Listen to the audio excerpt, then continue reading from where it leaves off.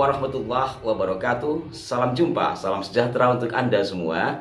Sahabat-sahabatku sekalian, kembali saya menemui Anda dan kembali saya akan mengulas sejarah. Pada edisi kali ini saya akan memenuhi permintaan beberapa sahabat di kolom komentar terkait dengan Habib Abdurrahman Az-Zahir atau Habib Abdurrahman Al-Masyhur di Aceh. Kedua, juga ada sahabat yang memperlihatkan video ceramah seorang Habib dalam sebuah forum yang menjelaskan bahwa Habib Abdurrahman Az-Zahir adalah seorang pejuang, seorang pahlawan di Aceh. Sementara di sisi lain banyak juga berita yang menyampaikan bahwa beliau melakukan mungkin dalam tanda petik pengkhianatan dalam perang Aceh.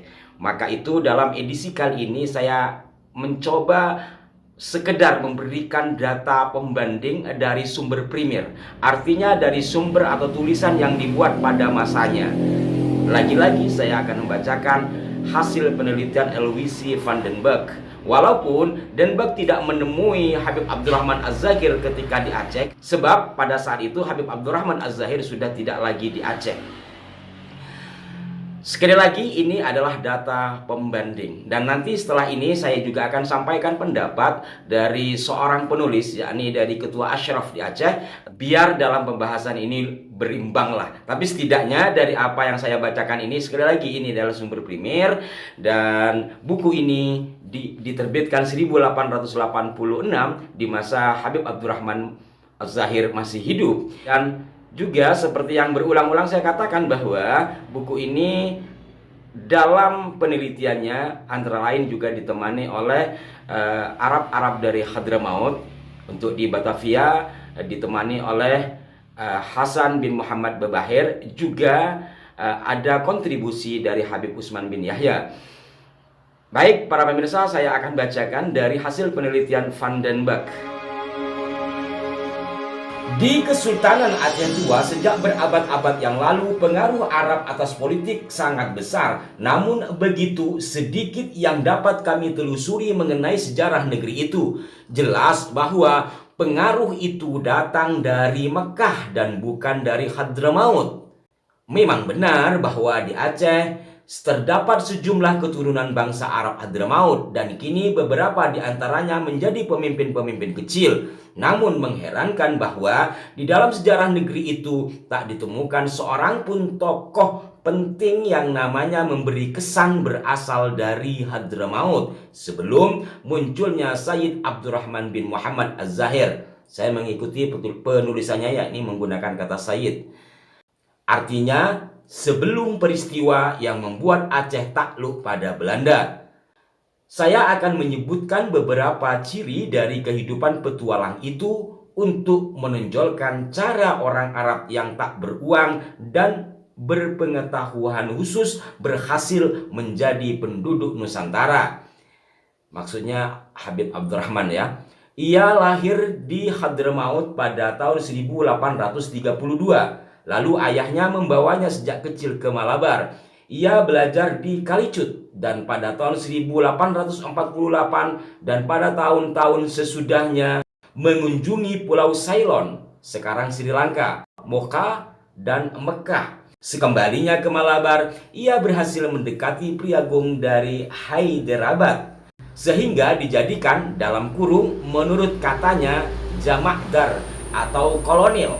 Meskipun kemajuan karirnya begitu cepat, ia meninggalkan angkatan bersenjata dan pindah ke Kalkuta. Di sana ia menjadi pedagang perhiasan. Kemudian karena senang bepergian, ia menjelajahi Italia, Jerman, dan Prancis. Mengunjungi Konstantinopel, kembali ke India, jajahan Inggris. Dan akhirnya bekerja untuk Maharaja Johor di Semenanjung Malaka. Setelah bekerja untuk Maharaja itu selama 2 atau 3 tahun, ia meninggalkan Malaka pada tahun 1864 dan pindah ke Aceh dengan dilengkapi surat-surat rekomendasi. Namun sebenarnya ia tidak membutuhkan surat-surat itu karena setelah bergaul selama 2 atau 3 tahun dengan para cendekiawan pribumi di Masjid Agung Ibu Kota, ia membuat mereka kagum sedemikian rupa pada pengetahuannya mengenai hukum dan ilmu kalam sehingga mereka mengakuinya sebagai orang yang lebih pandai dan mematuhi perintah-perintahnya tanpa reserve. Dalam beberapa bulan saja, ia telah menjadi orang yang paling berpengaruh di negeri itu. Ia diangkat menjadi hakim agung dan akhirnya mendesak sultan agar dijadikan patih.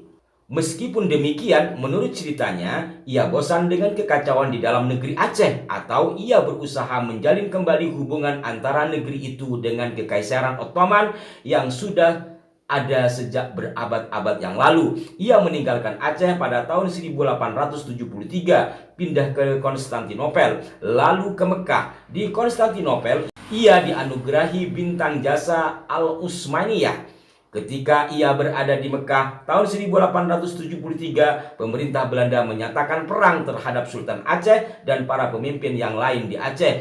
Hal itu menjadi alasan bagi orang Aceh untuk meminta bantuan lagi kepada pahlawan kita itu. Mereka memilihnya menjadi wakil untuk berdialog dengan Gerbang Suci dan Republik Prancis. Gerbang Suci ini maksudnya Utsmaniyah.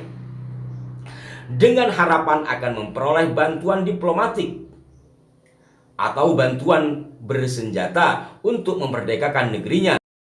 Tentu saja harapan itu ternyata sia-sia. 2 tahun kemudian, Abdurrahman kembali berada di Pulau Pinang, berhasil mengelabuhi otoritas Inggris dan masuk ke Aceh, lalu memimpin gerombolan yang setelah kekuasaan Belanda diletakkan meneruskan perang gerilya. Akhirnya pada tahun 1878, karena menyadari bahwa keinginan rakyat Aceh untuk merdeka tidak mungkin terwujud, ia menawarkan kepada pemerintah Belanda untuk meninggalkan gerilya asalkan diberi gaji seumur hidup sebanyak 30.000 gulden.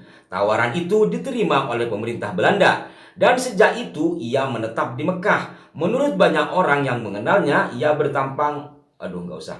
Meskipun demikian, ia tahu sekali bahwa dirinya penting sehingga ia memenuhi harapan pemerintah Belanda yang memanggilnya dari waktu ke waktu untuk datang ke Batavia dan menerima tugas-tugas penting. Bahkan ia berpikir untuk menawarkan bantuan kepada pemerintah Belanda dalam urusan Aceh dengan pengetahuan dan nasihat-nasihatnya.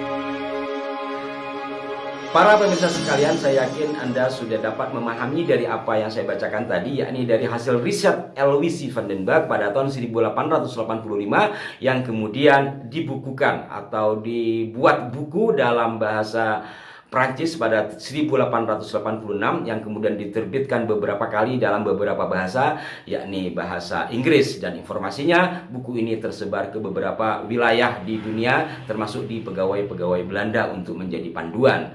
Ada beberapa poin penting yang disampaikan, yakni bahwa pengaruh politik dari Arab sangat besar terhadap negeri Aceh. Tetapi Arab yang dimaksud adalah Arab Mekah, bukan Arab Hadramaut. Begitu tulis Van den Berg.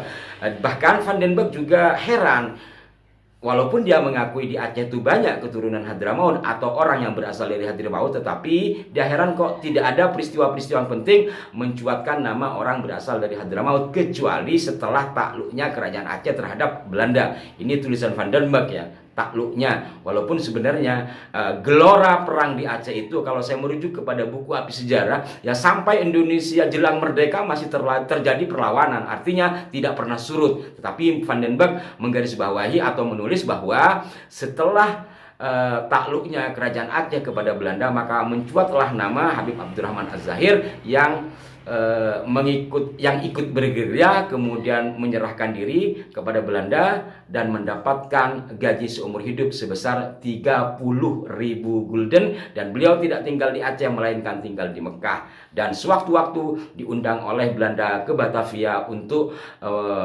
berdiskusi, diantaranya adalah tentang perang Aceh. Nah, terkait hal ini sangat masyhur, sama dengan nama aslinya ya, Habib Abdurrahman Al-Masyhur, yang kemudian dikenal dengan Habib Abdurrahman Az-Zahir. Memang masyhur terkait dengan kontroversi ini. Maka saya garis bawahi, saya hanya memberikan ulasan sesuai dengan penelusuran di masanya, artinya sesuai dengan bukti-bukti primer yang ada. Dan sekali lagi, buku ini diterbitkan atau ditulis ketika Habib Abdurrahman Az-Zahir masih hidup. Beliau saat itu berada di Jeddah, dan menurut salah satu artikel yang ditulis oleh seorang Habib, yakni di sini ditulis Sayyid Murtadho Ali Idrus MSc, Ketua Ashraf Aceh.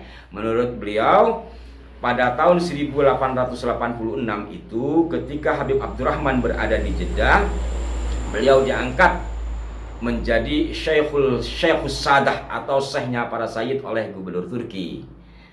Dan di artikel yang sama, Sayyid Murtadho Ali Idrus menolak atau menentang informasi adanya Habib Abdurrahman Az-Zahir menerima uang sebanyak itu. Nanti tulisan beliau yang dimuat di harian Tribun saya akan cantumkan di kolom deskripsi sebagai pengimbang juga. Antara lain dituliskan bahwa beliau menceritakan bahwa neneknya Syarifah Maryam yang merupakan putri dari Habib Abdurrahman bin Muhammad Al-Masyhur harus berjualan secara kecil-kecilan untuk memenuhi kebutuhan hidupnya dan selalu dalam pengawasan Belanda. Melihat kondisi ini, penulis berkeyakinan bahwa pemberian uang tersebut hanya sebuah propaganda Belanda untuk merusak karakternya di mata masyarakat Aceh dan seterusnya. Nanti Anda bisa baca sendiri sebagai pembanding dari pembanding yang saya bacakan tadi. Pada intinya kita sama-sama melihat ini secara jernih dari kacamata ilmu sejarah dan jangan dengan kebencian apalagi saling menyudutkan. Bahwa ada fakta sejarah di masa lalu yang ditulis oleh orang-orang tertentu dan ada tulisan yang kebelakangan dan ada juga yang sifatnya primer. Yang saya bacakan tadi adalah primer. Tinggal bagaimana Anda dapat mencernanya. Sampai jumpa, mohon maaf jika ada kekeliruan. Wassalamualaikum warahmatullahi wabarakatuh.